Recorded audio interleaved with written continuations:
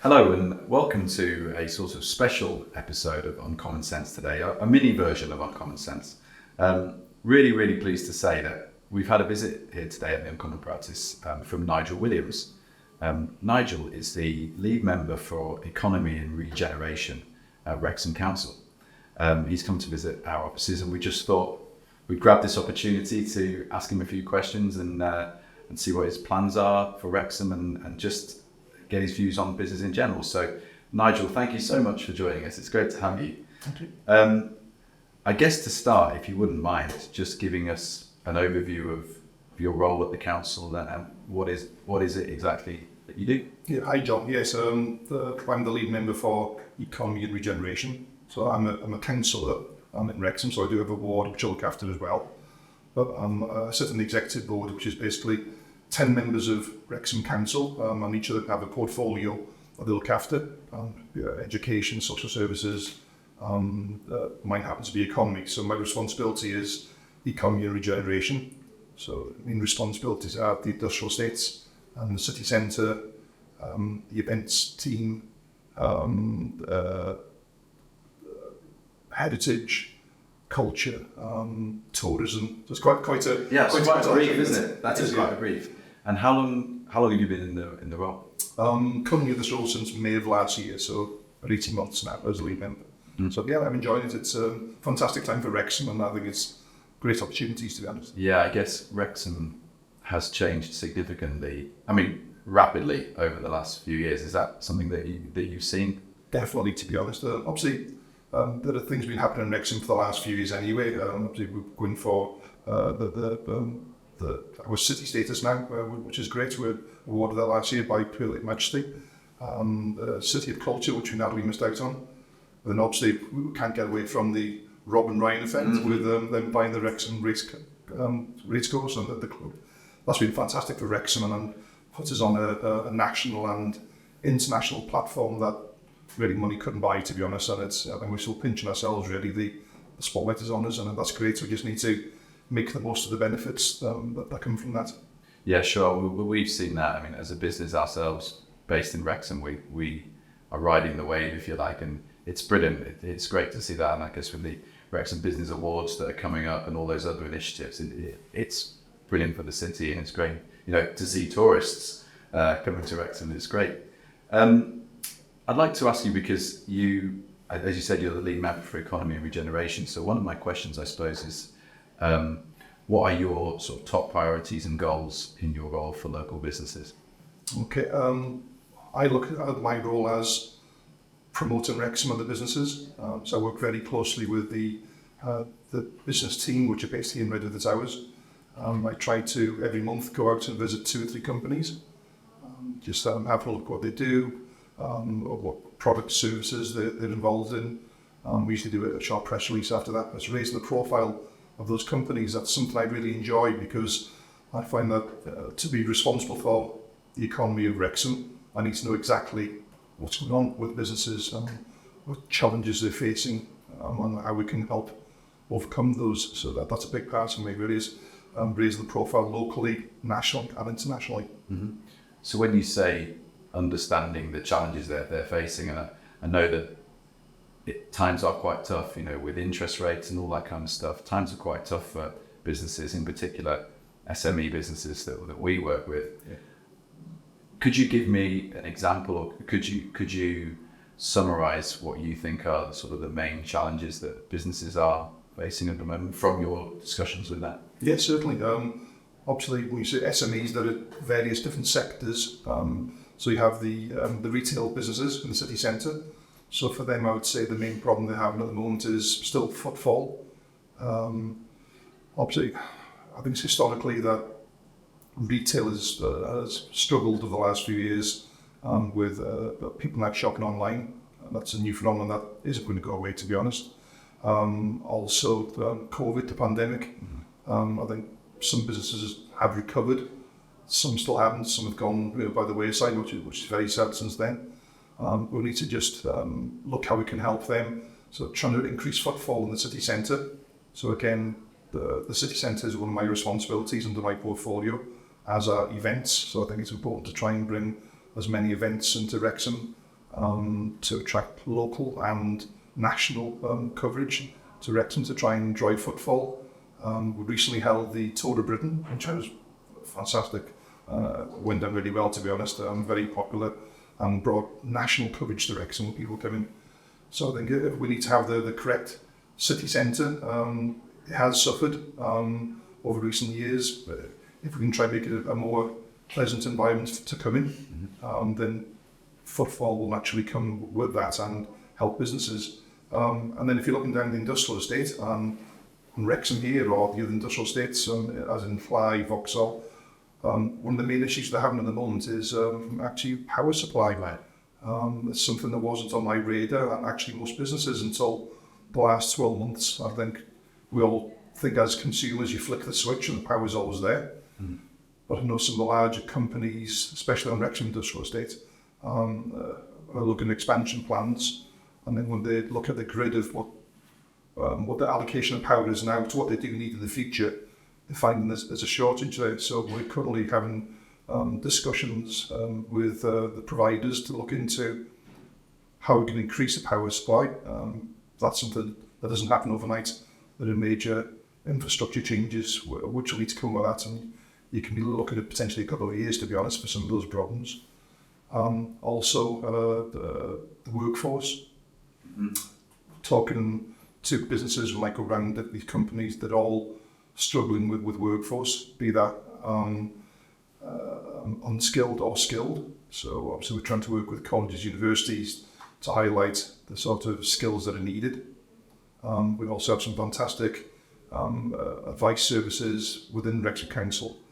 There's a business team which will help. Then there's also a department called the Communities Who Work Plus, and they will work closely with people who have been inactive in the workplace for a period of time, and they will help them get back into employment. And they may have gone through some sort of like a personal or mental health issues.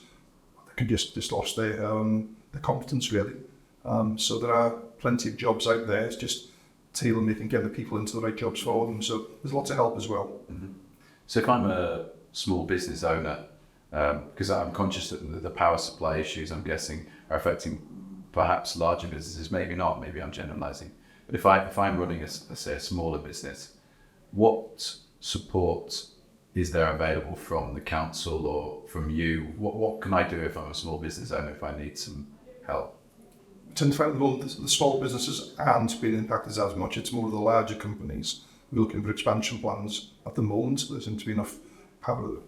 Sorry, I don't mean from the power perspective. I mean from just in general. If I'm a small business, then I need some support or help to grow. Or right, yeah, okay. That's where I'm going. Sorry with that. Yeah, okay. So we have the business support team, which are based in Redwood the Tower here. Fantastic group of individuals run by Cllr Nigel, who's the manager, and they're very approachable. We like to look at it as a one-stop shop. If you come to them, they can offer impartial business advice. They hold regular workshops. We tend to facilitate the workshops, bring in people to as guest speakers. Then we also like to encourage more businesses to work and help each other. There are certain areas with health and safety, for instance, where some of the larger companies all work together. If one company has a query where they're looking for advice, they usually go through to Cllr, and then Cllr will then send it out to that group. And it's a self-help. They'll send each other details on how to help each other as well. So as a council, we've got the expertise there, but it's also good that we help facilitate other companies to help each other as well. But there's lots of advice, and I'm sure that whatever your problem is, it's not new. So another business would have had the same issue in the past. That's just all about helping each other. I can back that up, to be honest, because as a business based in Redwood the Tower in the industrial estate here ourselves, we have had conversations with Cllr and the team, and they've been great. I think from my perspective, working for this business, I would say to businesses based in and around Wrexham in this area is reach out to the team, because we sort of found them, if you like. And I think it's just, as you said, getting the word out that they are there. Yeah. So we'll provide some contact details, I'm sure, for people to get in touch. But it's just for local business to know that they're there, the support is there. And you never know how they can help. That's the thing we found when we spoke to them. It's not just, the actual business support, it's in terms of grants that are available or funds that's available, or, as you say, networking groups, or just introducing you to other contacts. Yeah. Is that right? That's right. Yeah. There's also if you make contact with the business team, there's also a regular newsletter that goes out. All right. I think it's about 3,000-4,000, or maybe wrong. Sorry, but maybe a few more. But it's in the low thousands of businesses have actually signed up to that, and then they get this regular newsletter that comes out. It could be offering advice on any legislation changes, health and safety, any grants that are available, which is valuable, to be honest. Some businesses don't actually want to come in to have a chat, but just by having the newsletter, they gain valuable information that way as well. And then obviously the team were there then if they want to come for further advice after that. But that's really popular as well. That's great. And I'd like to talk to you a bit more, I suppose, about business in general, if that's okay. And then you're a business leader, and I know that prior to becoming a councillor, you'd worked in finance as well. Yeah. So I guess in your experience then, what do you think separates the top businesses from the rest? Adaptability, I'd say. That's one of the main things. Obviously, we've all just gone through the pandemic, which was huge for the country, across the world really. And I think adaptability, changing your company, the model, to whatever challenges that you're receiving at the time. Again, back to the business team, they offered loads of help and advice, and there were grants available, but you have to just modify and adapt.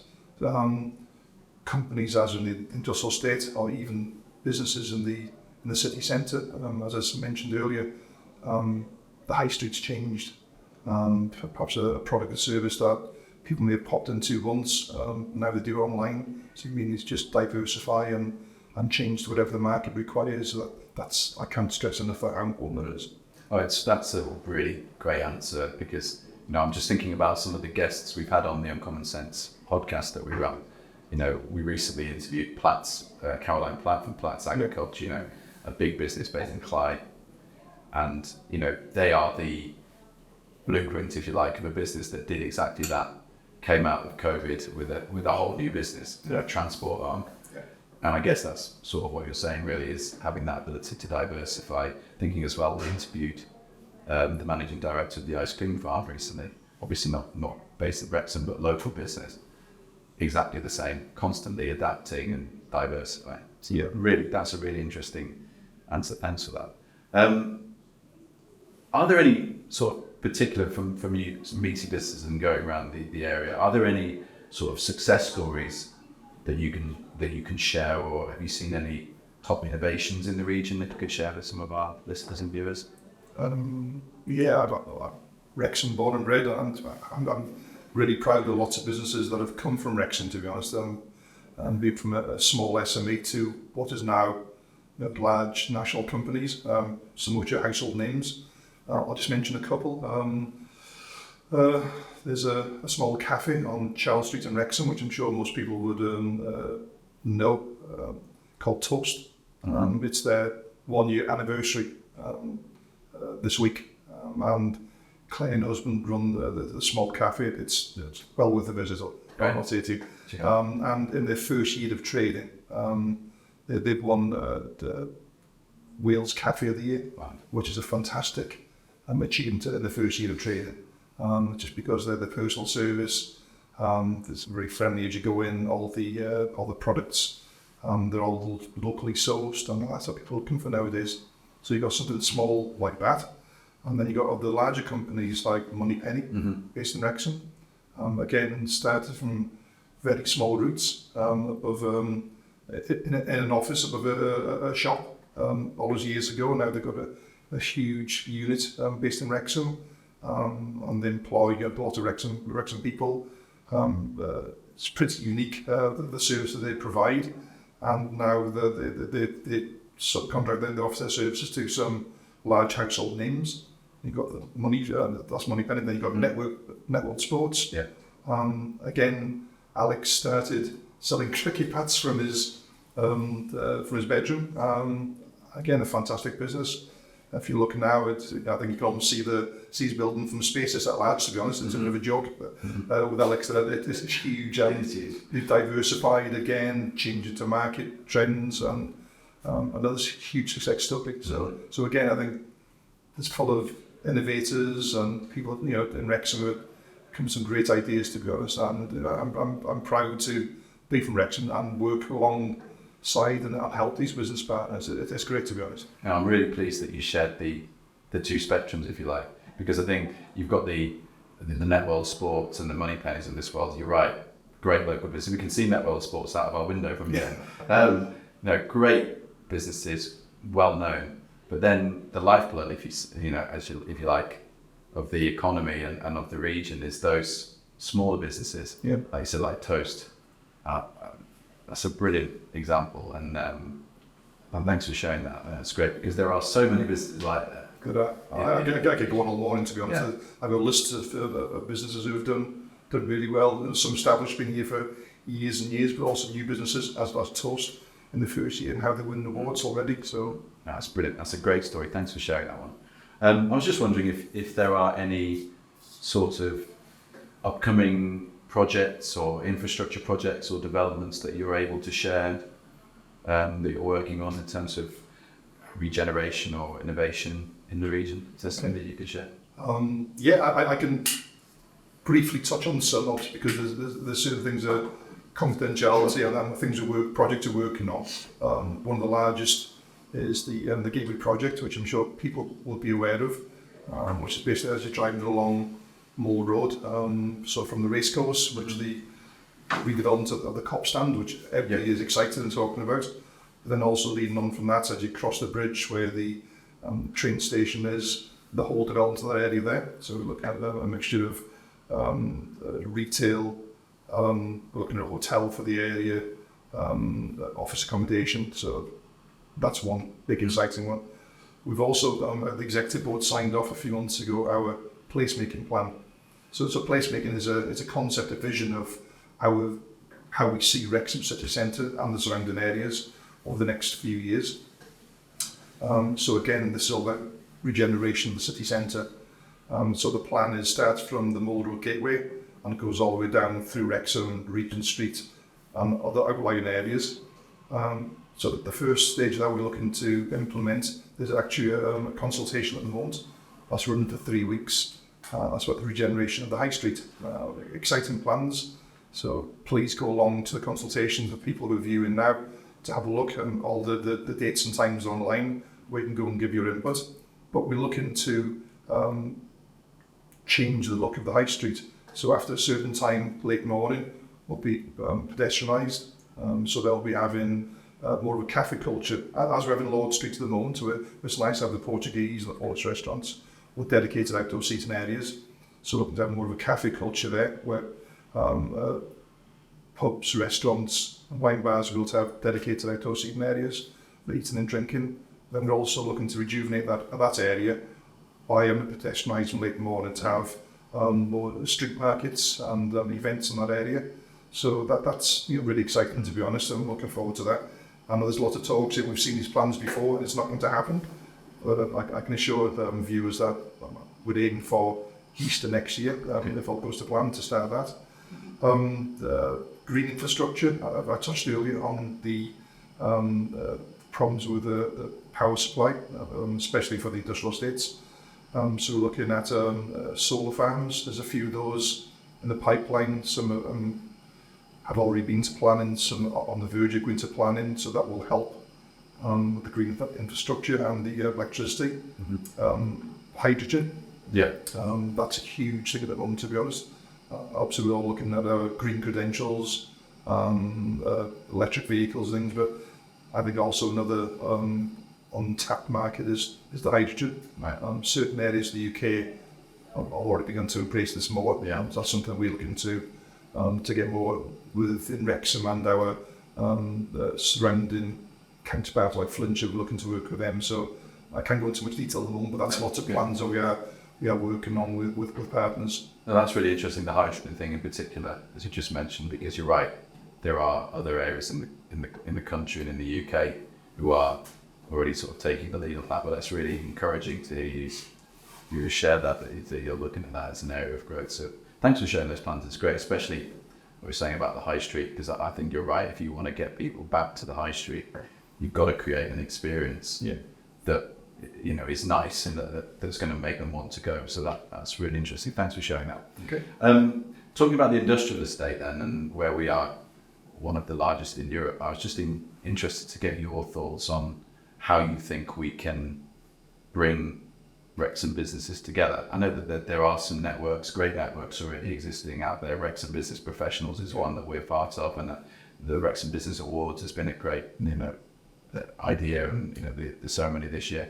But how are you working on bringing businesses together at Wrexham? Well, as you already mentioned, the networking events, there are lots that go on in Redwood Tower at the moment, facilitated by the Wrexham Council business team.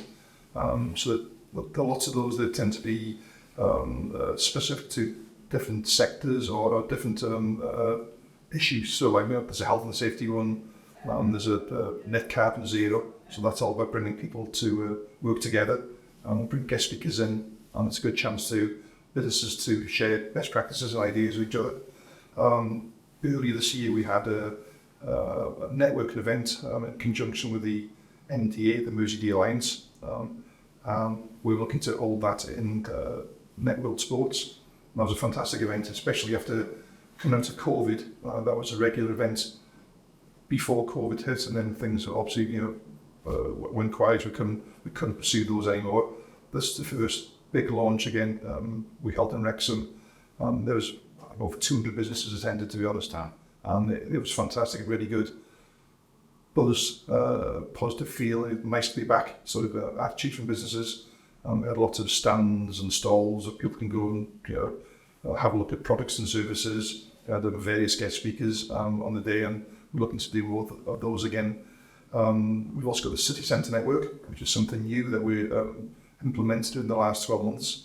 Some of the business team are now going out talking to city centre businesses, offering help and advice one-to-one. And then we're also looking at possibly in the future, now we have a new city centre manager in post, possibly a new city centre forum again as well. Okay. Again, that hasn't been one of those for a few years, so we're looking at bringing one of those back in. Now we have a new city centre manager to try and to drive things forward as well. Okay. Yeah, that's really good. Thank you so much for sharing that. I think it's interesting. There are some great businesses in and around Wrexham and in the industrial estate. We were talking earlier about how you've got the massive ones. We all know who they are in the industrial estate, and then there's a lot of SME businesses. They're like us, if we're honest, as well. And we are keen, and I'm sure other businesses are, to come together and try and sort of ride the wave of Wrexham, but also just to share ideas and share knowledge, even if you're in the same industry. Yeah, there's so much that we can do working together. Helping each other. Yeah, absolutely. Yeah. That's really interesting. Thank you. Finally, on our podcast, we always ask our guests, it sort of is the topic of the podcast, Uncommon Sense, is in their experience working in business as a business leader, what would be your sort of uncommon sense, something that might be a bit different that you would say to any business that's listening to this that would help them to succeed in 2023 and beyond? Right, okay. There's no such thing as a silly idea. Obviously, there's a lot of help and advice out there to the business community from the business support team that we have here in Wrexham Council. Start a conversation, grow an idea from that. I'm very visible. I do these visits every month, trying to visit 2 or 3 companies. It's not just about me coming out and just hello, I'm Nigel from Wrexham Council, and I move on. I generally want to know, have discussions with the companies, any plans, any visions they got, how we can help as a council. So that's the main thing I'd say really is there's no such thing as a silly idea. If you've got an idea, just come talk to us. If we can help anyway, possibly maybe any grants if possible, but just have a chat to us, because you never know where it could end up. We've got lots of small businesses. The way small businesses in Wrexham started from a bedroom, and now they're turning over millions basically. So yeah, just come and chat to us. That's a brilliant answer. Nigel Williams, thank you so much for joining us today. It's been great. I know it's had a local feel, more of a local feel than some of our podcasts, but I know that there will be businesses and business leaders out there listening who will be interested to hear what you say. I appreciate you taking the time, visiting the Uncommon Practice today, and also taking part on our podcast. It's been great, and thank you so much for joining us. Okay, thanks, John.